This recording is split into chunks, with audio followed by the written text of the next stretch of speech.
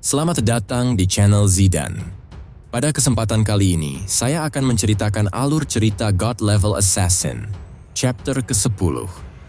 Di mana cerita sebelumnya, Shadow mendengar Little Black meminta tolong karena sedang dikejar kelompok player lainnya. Kemudian cerita berlanjut, Shadow berkata, "Little Black, di mana kau?" Terdengar suara Little Black.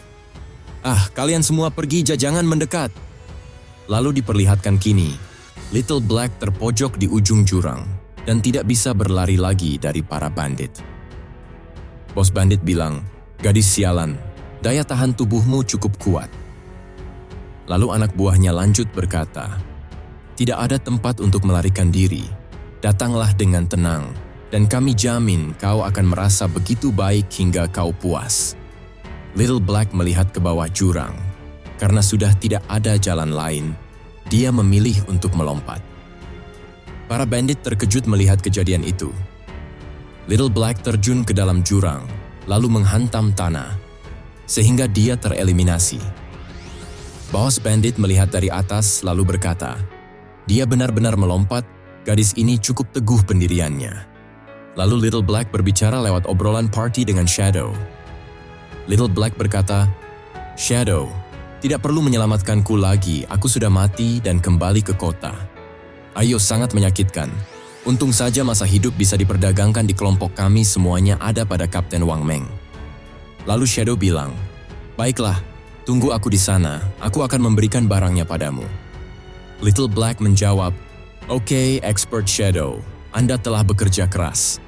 Wah, kali ini aku untung besar. Masa hidup bisa diperdagangkanku mencapai 3.115 hari. Dan aku bahkan punya 21 poin evolusi. Aku akan lanjutkan evolusi Greedy Hand. Lalu notifikasi sistem muncul. Skill Greedy Hand sudah mencapai epic. Butuh 10 kali poin evolusi untuk terus evolusi. Apakah Anda ingin menghabiskan 210 poin evolusi untuk evolve skill ini? Shadow terkejut melihat notifikasi itu, lalu dia berkata, 210 poin evolusi. Seperti yang diharapkan, tidak sesederhana itu. Semakin tinggi level skill, semakin banyak poin evolusi yang dikonsumsi untuk berevolusi. Lupakan saja, aku akan tingkatkan kemampuan attack-ku. Semakin tinggi damage-ku, semakin kuat boss yang bisa aku lawan, dan aku bisa menerima lootingan yang lebih baik. Lalu notifikasi sistem muncul, skill Instant Shadow / meningkat dari Platinum ke Diamond. Berkedip dalam satu arah hingga 21 meningkat sampai 27 meter. Dan memasuki keadaan tak terlihat berlangsung selama 7 detik menjadi 9 detik. Memberikan 5 menjadi 7 tebasan ke semua musuh di sepanjang jalan, durasi 12 detik. Panjang tebasan 3,1 menjadi 4,1 meter. Dan setiap tebasan akan memberikan 200 meningkat menjadi 207. 300 damage tambahan. Anda telah menggunakan 2, 3, dan 5 poin evolusi, tersisa 3 poin. Skill Backstab Enchantment normal meningkat menjadi gold. Effect: saat meluncurkan Backstab, damage meningkat sebesar 15% menjadi 30%. Setelah Evolve Instant Shadow / 2 kali, damage-nya menjadi 2 kali lipat. Bahkan saat tidak dalam mode stealth dan tidak melanggar mode stealth, aku dapat memberikan 3.000 damage. Jika stealth berhasil ditembus dan backstab dilakukan, total damage dari 7 tebasan bisa mencapai 7.000. Boss tingkat gold menjatuhkan 2-4 silver equipment, dengan peluang kecil menjatuhkan gold equipment. Sekarang, berkat Greedy Hand, aku mendapat 11 gold equipment dan buku skill, 2 equipment platinum, dan 1 buku skill tingkat platinum. Shadow mengecek informasi equipment diperolehnya. Lalu Shadow berkata, "Tidak buruk, 3 di antaranya bisa dipakai oleh tipe assassin." Equipment pertama, belati ganda tingkat platinum. Sebuah senjata assassin, attack 136, agility plus 22, attack speed plus 24%, plus 17 armor penetrasi. Persyaratan pemakaian equipment, level 5. Efek setiap serangan normal akan memberikan 2 kali damage. Kemudian Shadow memegang kedua belati itu di tangannya. Shadow berkata, efek ini tidak terlalu berguna, karena aku pada dasarnya selalu menggunakan skillku untuk menimbulkan damage. Tetapi serangan normal senjata ini cukup tinggi, dan ada juga 22 poin kelincahan.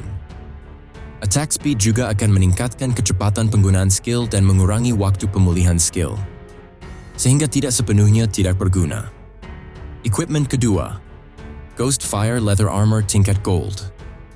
Physical Defense plus 25. Fire Elemental Resistance plus 50. Damage Block plus 14. Health plus 419. Efek untuk armor, manfaatnya juga cukup tinggi. Naik level belum meningkatkan konstitusiku, nyawaku saat ini berada di 350. Dan equipment ini sebenarnya menambahkan 419 nyawa secara langsung. Ketika aku memakai ini, sebagian besar player sekarang bahkan tidak bisa menembus pertahananku. Oke, buat equipment pertahananku tak terlihat dan gunakan penampilan awal kelas assassin. Dengan cara ini, orang lain tidak akan dapat melihat equipmentku menggunakan mata mereka dan harus memasuki interface game untuk memeriksanya. Dan masih ada bagian terakhir. Oh, itu buku skill. Skill Ghosted Shadow Blur tingkat Gold. Passive, memberikan 15% kemampuan menghindar. Aktivasi kemampuan menghindar memberikan kekebalan terhadap semua damage. Akhirnya, skill milik assassin. Tapi aku ingat skill ini sangat lemah karena sangat sulit ditingkatkan di game ini. Dan jika kau berusaha meningkatkannya, atributmu yang lain akan rendah. Jika tidak diaktifkan, akan sangat berbahaya. Tapi, aku berbeda. Aku bisa evolusi skill tanpa batas. Sambil menaikkan dodge rate, aku tidak akan mengorbankan atribut yang lain, yang ada hanya keuntungan buatku. Saatnya untuk kembali. Barang yang tersisa semuanya adalah item warrior, penyembuh, dan archer. Aku dapat menjualnya dengan diskon 10% kepada Wang Meng. Walaupun mereka tidak mampu membelinya sekarang, dengan kepribadian Wang Meng, aku pasti dapat menjualnya secara kredit. Peningkatan besar ini semua berkat Little Black. Tanpa keberuntungannya, aku tidak akan menemukan Golden Ghost Ship level 5 untuk diserang. Aku benar-benar harus berterima kasih padanya. Lalu di perjalanan pulang, Shadow berpapasan dengan para bandit yang mengejar Little Black tadi. Ah, itu Shadow, ayo lari! Mereka semua berlari menjauhi Shadow. Mereka berlari sambil minta tolong. Tetapi Shadow tanpa ampun menyerang dengan skill Instant Slash, menebas apa saja di jalur serangannya. Dalam sekejap para anak buah bandit itu modar, tersisa bosnya saja. Lalu bos bandit itu berkata, "Aku salah, aku tidak akan melakukannya lagi, tolong biarkan aku pergi." Brother Expert Shadow, ayah, jangan bunuh aku, nyawaku tinggal kurang dari 1 tahun lagi. Lalu Shadow menyerang dan berkata, ketika kau menyerang orang lain, apakah kau memikirkan nasibmu sendiri terlebih dahulu? Shadow mendaratkan skill Venom Dart yang membuat boss bandit itu modar juga. Lalu notifikasi sistem muncul, karena Anda telah membunuh terlalu banyak player. Anda menerima 1 lapisan status killer. Saat ini pada lapisan pertama status killer, 75% nyawa saat ini akan hilang saat mati. Melihat notifikasi itu, Shadow berkata, "Terserah, aku punya Ghost Fire Bell. Jika aku ceroboh dan mati sekali, aku tidak akan kehilangan nyawa." Lalu scene berlanjut. Kini Shadow sudah tiba di desa Shell Town. Kehadirannya membuat orang-orang terkejut dan kagum kepadanya. Orang-orang berkata, "Itu Shadow. Dia kembali setelah membunuh bos tingkat gold." Tapi, kenapa dia tidak pakai equipment yang bagus? Mereka tidak bisa melihat equipment langkah milik Shadow, karena Shadow sudah menyembunyikannya, agar yang terlihat hanya equipment penampilan awal kelas assassin. Lanjut ke dalam cerita, karena mereka hanya melihat Shadow memakai equipment biasa. Mereka berkata, "Dari apa yang kulihat, orang ini pasti pakai bug untuk mengalahkan bos sendirian. Jadi bos monster tidak menjatuhkan lootingan apapun." Lalu Shadow menghampiri seseorang yang dikalahkan sebelumnya di rawa-rawa. Orang itu berkata, "Expert Shadow, Kejadian di rawa-rawa itu adalah kesalahan kami. Ini adalah buku skill assassin yang kami beli menggunakan nyawa kami. Tolong terima saja dan anggap saja tidak terjadi apa-apa di antara kita, oke? Shadow menerima buku skill itu. Lalu Shadow melihat statistiknya, ini control skill. Buku skill, single target skill. Saat mengenai, menambahkan 20 poin attack dan menyebabkan stun selama 2 detik. Cooldown 22 detik. Lalu Shadow berkata, "Baiklah, aku akan menerimanya." Lalu Shadow meninggalkan mereka. Saat Shadow pergi, teman partinya kesal karena sudah dikalahkan dan masih saja memberi buku skill. Mereka berkata itu seperti pengecut. Bos mereka berbalik lalu berkata, "Cih, apa yang kalian tahu? Shadow ini tumbuh begitu cepat dan dia naik level sendiri. Dia pasti punya rahasia besar. Selama kita menemukannya di dunia nyata dan menculiknya, kita tidak hanya akan mengetahui rahasia ini, kita bahkan bisa menjadikannya budak untuk mengumpulkan nyawa bagi kita." Mendengar perkataan bosnya, anak buahnya begitu, ya seperti yang diharapkan dari Xian Shao, rencananya hebat sekali. Lalu Xian Shao berkata, "Aku akan meminta keluarga mengirim seorang wanita untuk mencoba dan mendapatkan informasi darinya." Ketika aku mendengar suara Shadow tadi, kedengarannya sangat asing, dia pasti tidak ada di lingkungan kita. Yang berarti orang ini sangat miskin. Kita akan menemukan seorang kecantikan profesional. Aku tidak percaya dia tidak akan jatuh ke dalam perangkap kita. Di tempat lain, kini Shadow sudah bertemu dengan Little Black. Shadow berkata, "Di sini Little Black, terimalah tawaranku. Biar aku memberimu beberapa barang." Little Black bilang, "Wow, terima kasih Expert Shadow, tapi aku tidak dipanggil Little Black, aku Big Plum." Lalu Big Plum mencoba skill dan equipment dari Shadow, dia berkata, ini luar biasa, kekuatanku akan segera meningkat. Skill ini, kalung ini, langsung melipat gandakan kekuatanku beberapa kali lipat, dan regenerasi manaku meningkat pesat. Expert Shadow, terima kasih banyak. Shadow bilang, "Sama-sama. Aku hanya mengikuti kesepakatan kita. Berikan Space Ring-nya. Space Ring ini ada cincin penambah slot inventory."